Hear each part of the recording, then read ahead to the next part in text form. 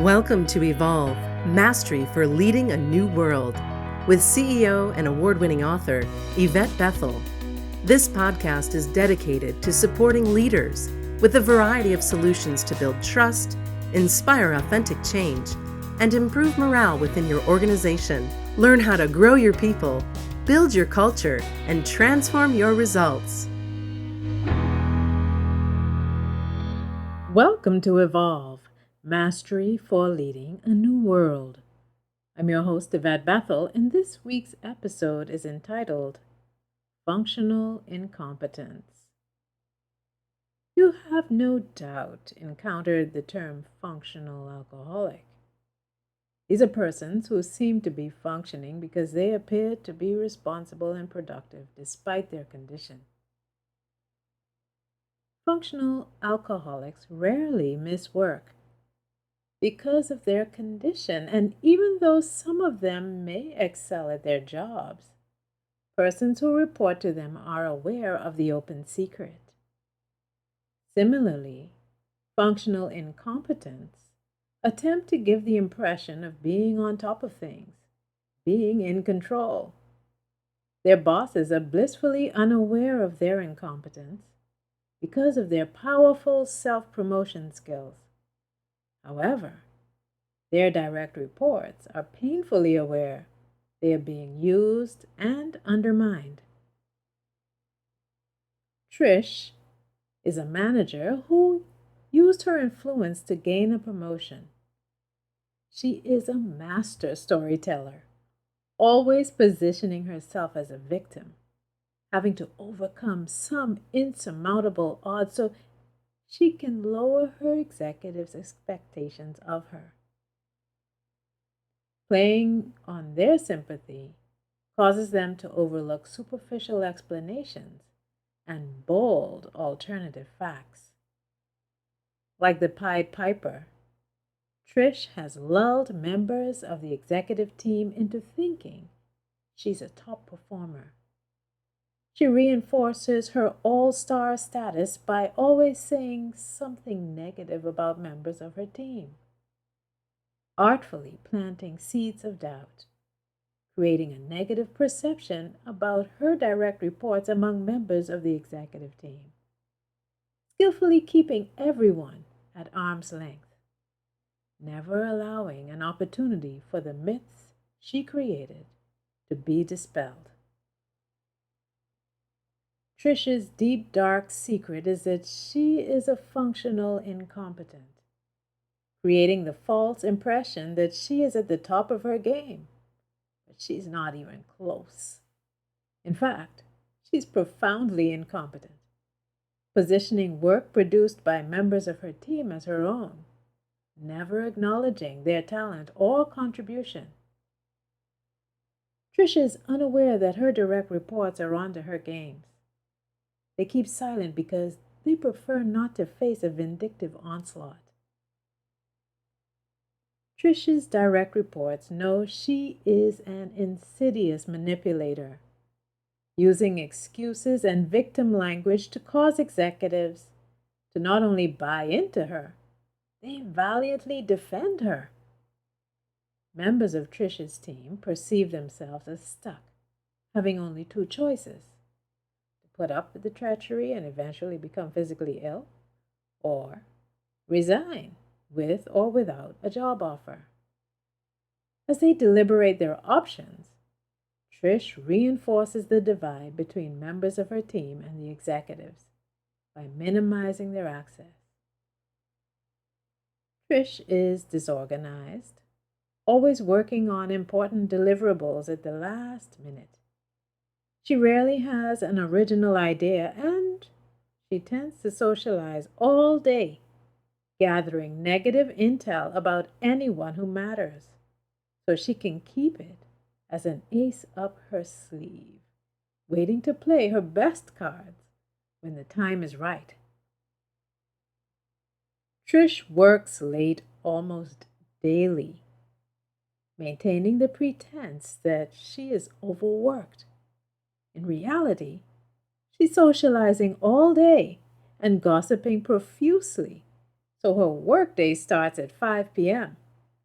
This is precisely when she lets her executive surrogates know she's slaving away, conscientiously doing her work.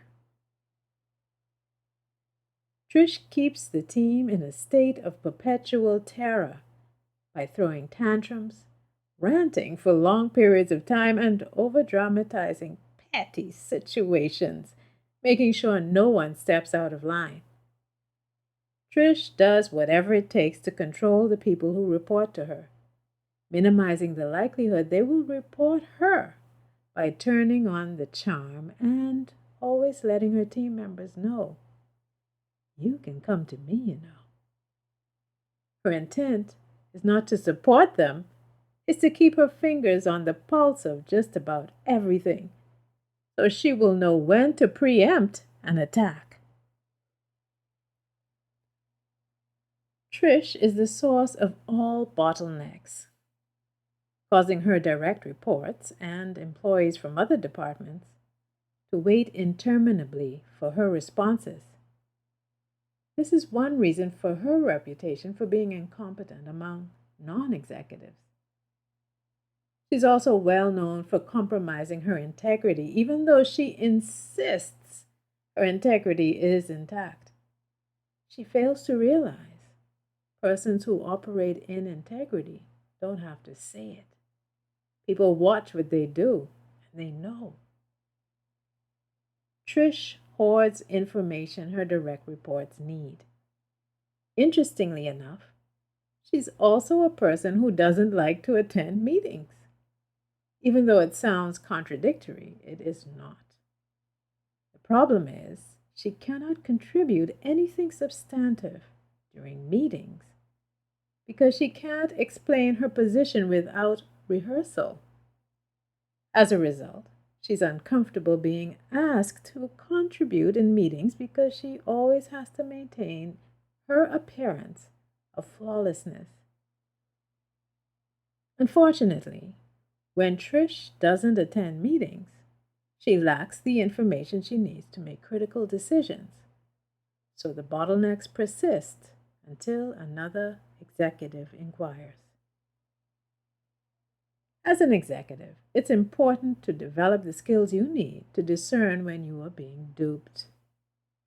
You should be attuned to the signs of this type of bullying behavior because these functional incompetents create a situation where their direct reports perceive they have no recourse. The trouble is that confrontation is not the answer. Storytelling is their forte, so they will weave a web of denial, half-truths, inaccuracies, and personal attacks about their coworkers to solidify their position as the apparent alpha. Their game is power, and people like Trish play to ensure they are always the winners. In circumstances like this, it's important for executives to take rehabilitative action because not only is the incompetent manager not trusted, perhaps even despised, the executives facilitating Trish's bad habits are also not trusted for being out of touch with staff and therefore oblivious to this destructive behavioral system and its effects, for not being open to feedback in relation to the favored manager, and for only caring about their own work, allowing themselves to remain oblivious to bottlenecks that block flow within the layers of their departments or teams. Persons who report to functional incompetence feel like they are powerless to take action. To avert this destructive dynamic, decision makers need to put systems in place to better understand the interpersonal dynamics on their teams. Here are a few steps you can take. Firstly, give your team access to you if they need it.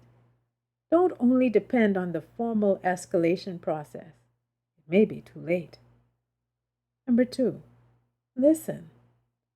And not only to the most charismatic person planting the seeds of doubt about your team members, but to everyone. Number 3, Invite your indirect reports to provide you with presentations or reports so you can learn about their strengths and weaknesses firsthand.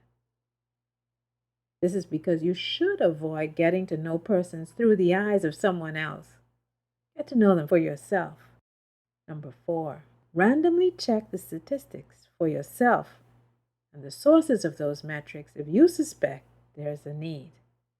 Otherwise, you may be guilty of validating alternative facts and risking your own reputation. If the incompetent manager is unable to change his or her behavior, decision makers need to weigh the costs and benefits of leaving the manager in place and make an informed decision. There is another type of functional incompetent who is exceedingly nice, going overboard to treat persons who do their work well. They are less likely to throw persons under the bus, but they are also highly manipulative because they cannot afford for the person doing their work to become disgruntled and leave the team. Thank you for joining me at Evolve, Mastery for Leading a New World. Join me this and every Monday for a new episode. In the meantime, remember, always continue to evolve. Thanks for listening to Evolve, Mastery for Leading a New World. Visit YvetteBethel.com to learn more about Yvette's leadership programs and to download her free gift, Success Tips for Igniting Your Career.